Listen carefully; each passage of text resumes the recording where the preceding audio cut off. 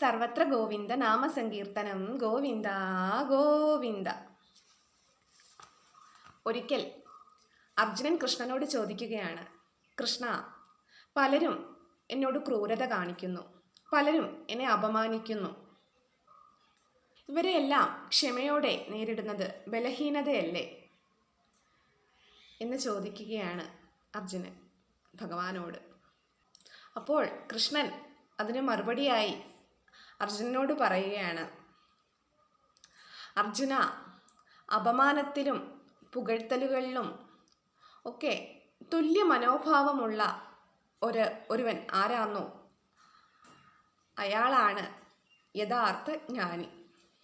മറ്റൊരാൾക്ക് നിന്നെ മാനസികമായി തളർത്താൻ കഴിയുന്നുണ്ടെങ്കിൽ അതിൻ്റെ അർത്ഥം നിന്റെ മനസ്സ് നിന്റെ നിയന്ത്രണത്തിലല്ല എന്നതാണ്.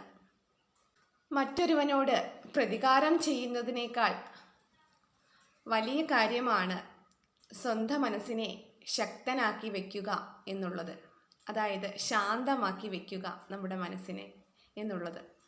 എല്ലാവരും ഭഗവാന്റെ ഈ സന്ദേശം അറിഞ്ഞു പ്രവർത്തിക്കുക. നമ്മളെ ആരെങ്കിലും അപമാനിക്കുകയാണെങ്കിലോ ആരെങ്കിലും നമ്മളെ പുകഴ്ത്തി പറയുകയാണെങ്കിലോ എപ്പോഴും നമ്മുടെ മനസ്സ് അതിനെയെല്ലാം ഒരേ രീതിയിൽ സ്വീകരിക്കുക. അല്ലെങ്കിൽ ഒരാൾ അപമാനിക്കുമ്പോൾ നമ്മൾ വിഷമിക്കുക, പുകഴ്ത്തുമ്പോൾ സന്തോഷിക്കുക എന്നുള്ളതല്ല. അപമാനിക്കുമ്പോഴും പുകഴ്ത്തുമ്പോഴും ഒക്കെ തന്നെ നമ്മൾ നമ്മുടെ മനസ്സിനെ ഒരേ നിലയിൽ വയ്ക്കുക.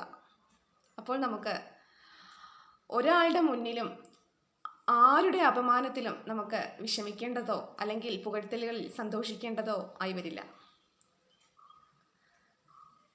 ഹരേ കൃഷ്ണ.